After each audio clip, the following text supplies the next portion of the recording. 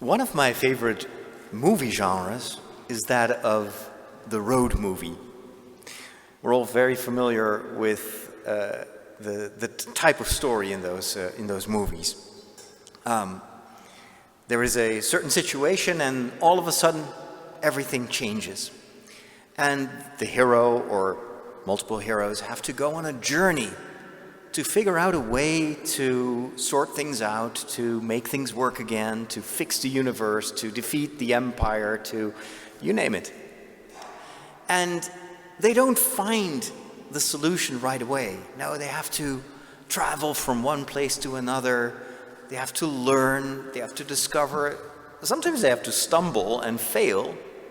And then what keeps them going is the destiny. It's this idea that, one day we will arrive at the solution.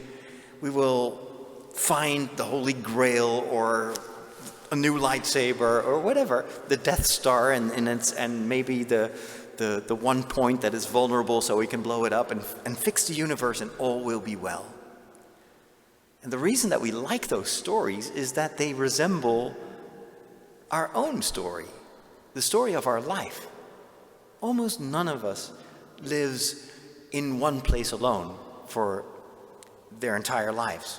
Maybe right now, during these corona times, we are locked up in our homes and we hardly move, we don't travel, like 95% of air traffic has ceased. It's very rare that we go out and travel to places. Maybe we've already canceled our travel plans for the summer holiday. And yet, this is only a very small part of our life. We've been in this situation for a couple of months, but if we look at the years before these times, gosh, we've traveled so much. And it is through our travels that we've learned so much, and that we've matured and discovered, and we've enriched our lives. And hopefully, this short time that we're fixed at home, that we have to keep the distance to each other, that we have to limit our movements, hopefully that will just be a short time in hindsight. A couple of years from now, we'll look back at this time and you're like, remember we were watching Father Roderick on Facebook? Remember Facebook? Oh my goodness, you are old. This too is going to pass, and our journey will continue. We will move on, literally. We will move to new places, and our life will change on that journey. And when we watch a good story, a good travel story, we kind of hope to learn already some clues, some tricks from the people in that story. And maybe those lessons learned will help us in the choices that we make on our journey. One of my favorite travel stories or road movies may surprise you. It is the first episode of the Toy Story quadrilogy. I think I heard 4 movies or 5. I think it was 4. I'm not sure. Anyway, Toy Story. It's already pretty old. For those of you that don't know the story, it is literally a story about toys. And here you see Woody. Woody is a cowboy toy. He is kind of an old-fashioned toy, not very hip anymore, but he has one big advantage over all the other toys, and that is he is loved by Andy. Andy is the kid who owns Woody and has written his name on the back of his shoe, and it's his favorite toy. He loves to play around with Woody and imagining that he himself is also a cowboy, and that, on his horse he will travel the country to discover things. However, the life of Woody is about to change, because all of a sudden, unexpectedly, everything changes. The birthday of Andy, that would be in 1 week, is all of a sudden hastened 7 days. And the reason is that Andy is going to move. His parents have decided to move to another town. We don't know exactly where. And so, because they're moving next week, the birthday party is celebrated a little bit early. And so Woody is a little bit afraid. What's going to happen? We don't like change, nor do the toys. They're used to each other. They're used to the life in the town where they live. And now everything is going to change. And what worries them most is he going to get new toys that are going to compete with us? Is there going to be another favorite toy? And so they look from a distance at what is happening, and all looks well.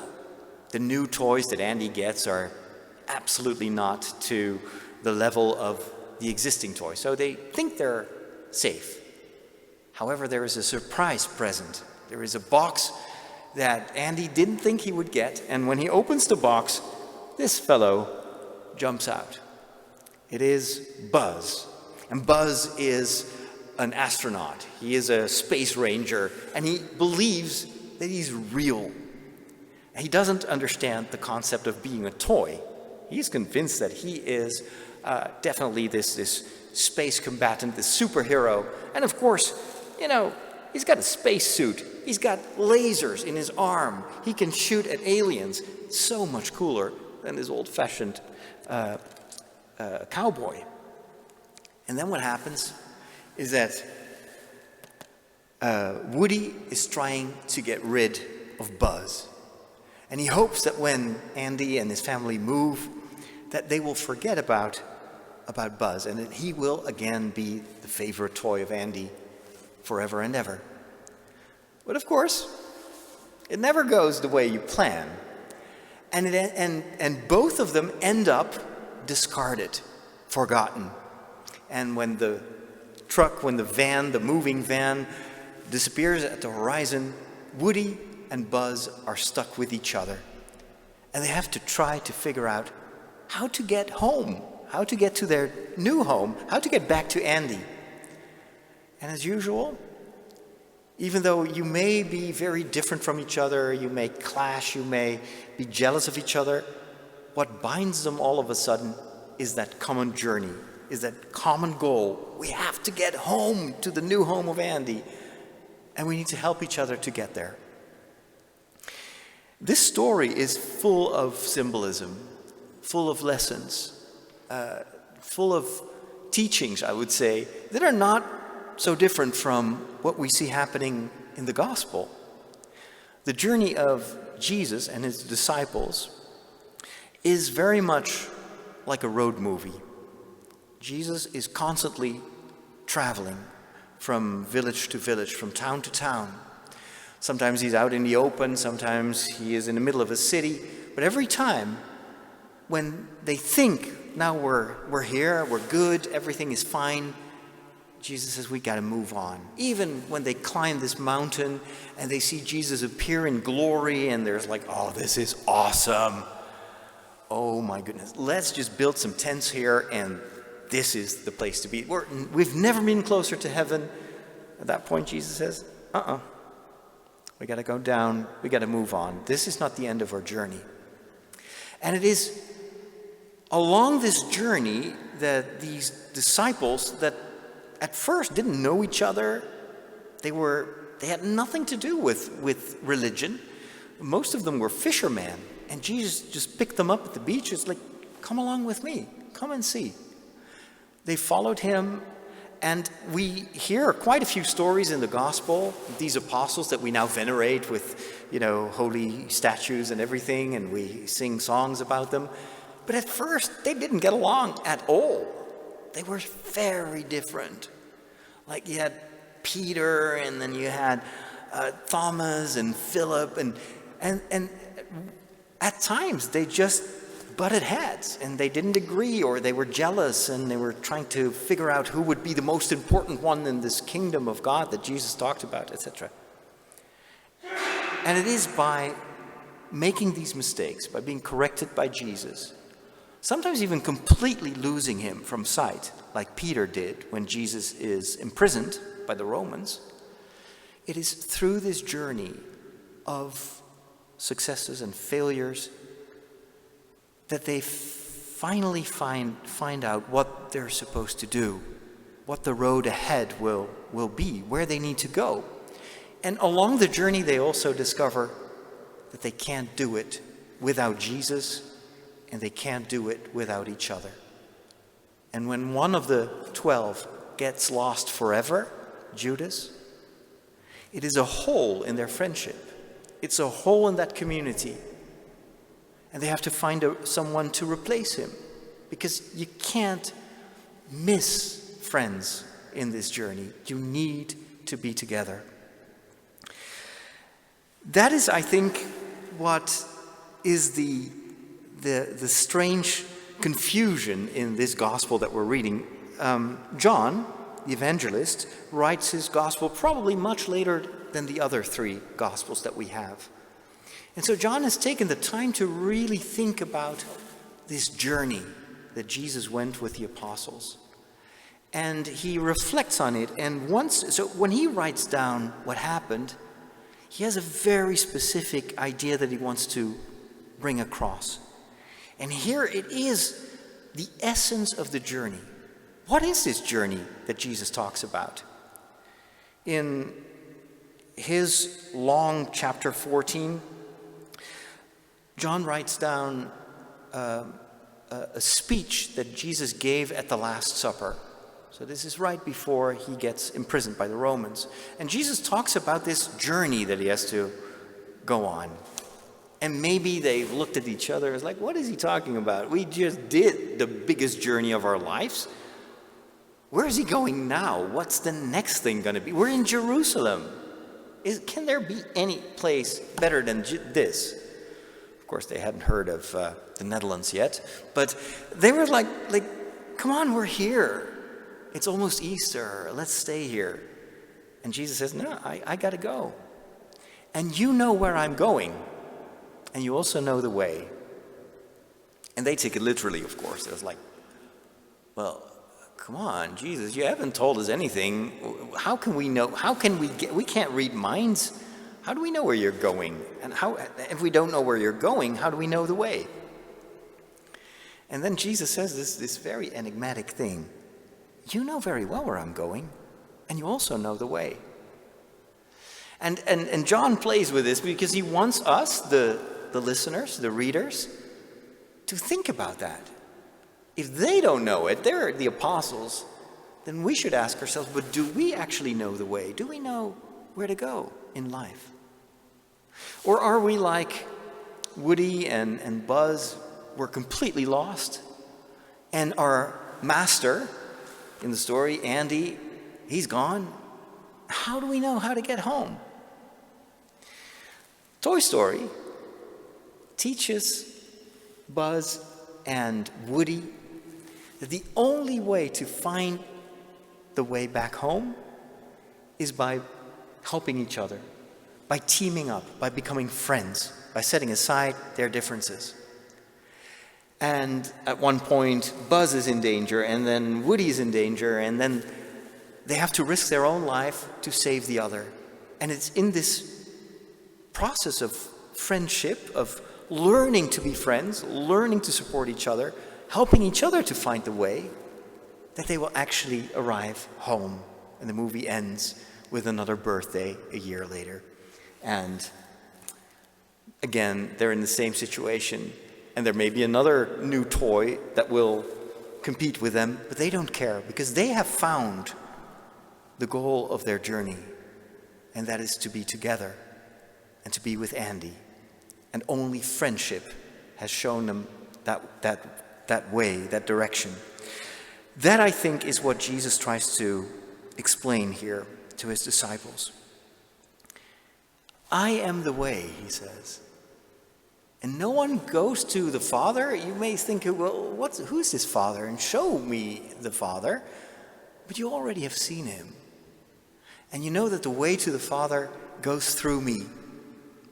So if you look at what I am doing and where I'm going, and if you follow me, so Jesus is hearkening back to that earliest moment where he met them on the beach and he said, follow me. And now he says it again, actually. Just follow me. That is the way to go. And then you will find the Father, and then you will find where the journey will take you.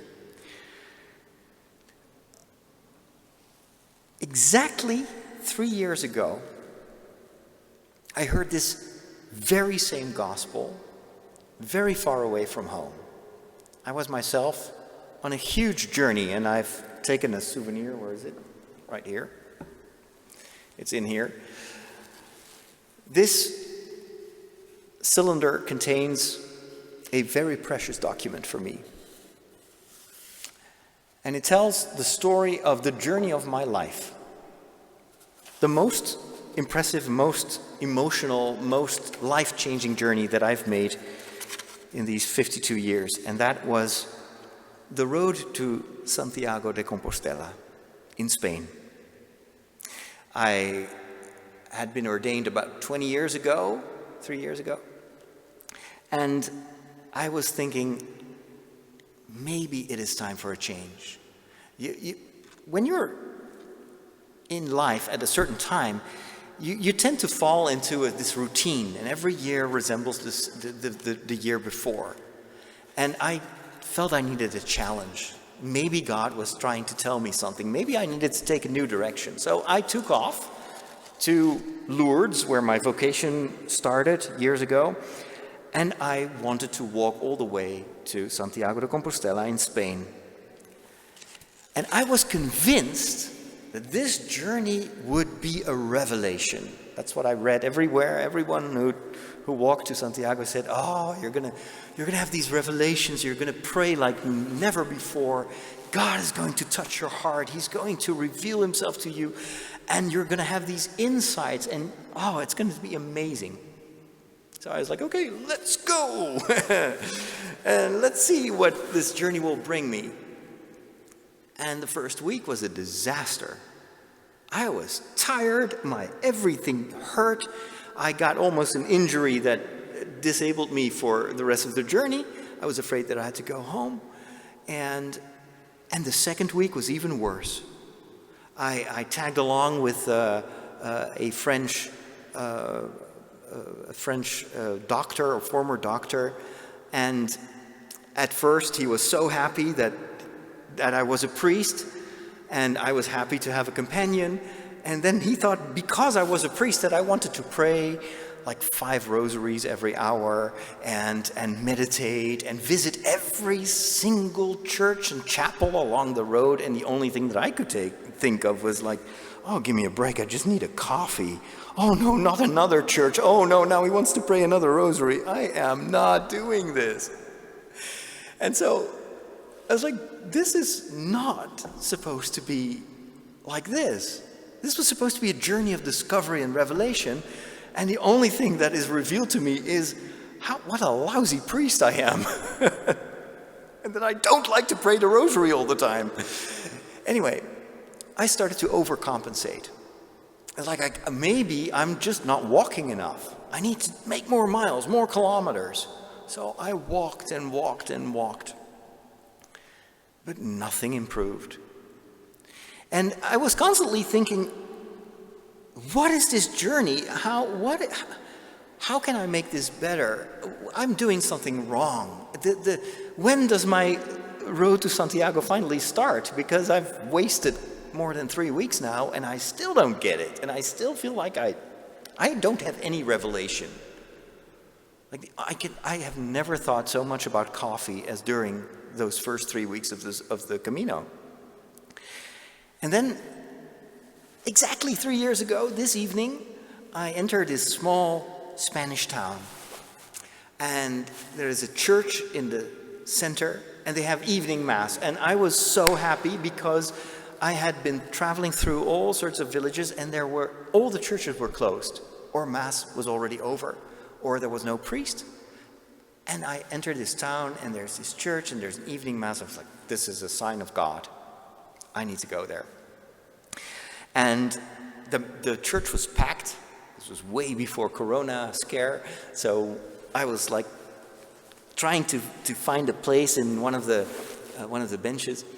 And the priest starts to say mass. And when I say mass, that's what he did. He started in like 2 minutes, he was already halfway through the gospel. And then he started to preach, and like literally 20 minutes later, we were outside and Sunday Mass was over. That is the fastest Sunday Mass that I've ever experienced. But in the middle of that very, very, very fast Mass, with this priest who probably did this every day and had done this same homily time and again, there was this one moment where all of a sudden it was as if it clicked. And he said in Spanish, he was reading this gospel and then he expanded upon it and he says, for those of you that are searching the road or the way, we were all searching for something, otherwise you wouldn't travel to Santiago. For all of you, there's only one thing you need to understand, and that is what Jesus says in this gospel. Yo soy el camino. I am the way. So you don't have to search for the way, you don't have to look for it. You're already on it. I am the way. You are on this road. Jesus says, I am that road. As long as you're walking on my path, you're there. The road is not a destination that you type into your GPS on your phone, like, oh, I need to. No, the road is where you are right now. That is where he is. I am the way. And if you're walking with me, you're exactly where you're supposed to be. You don't have to wait for it. It's not ahead of you. It's not behind you. It is right beside you. It may sound very common, like an open door. Yeah, duh, of course. But for me, it was like, it clicked. It's like, I'm not doing anything wrong, but I am completely missing the point of this journey. It is not trying to figure out how to have the best revelation or the most life-changing experience. It is realizing that the only thing that Jesus wants is that I am here with him and that I meet him along the way. And where do you meet him? Where do you see his face? Of course, in the Eucharist, in those Masses that we celebrated, but just as much in the people that went along with me to Santiago, the friends. All these strangers that in the first few weeks I'd seen, and you encounter each other at multiple times, and then you lose track of each other, and then a week later you meet again and you hear each other's stories. I have formed the strongest bonds of friendship in the shortest amount of time during that road to Santiago. And it is in that friendship that I think God wanted to meet me.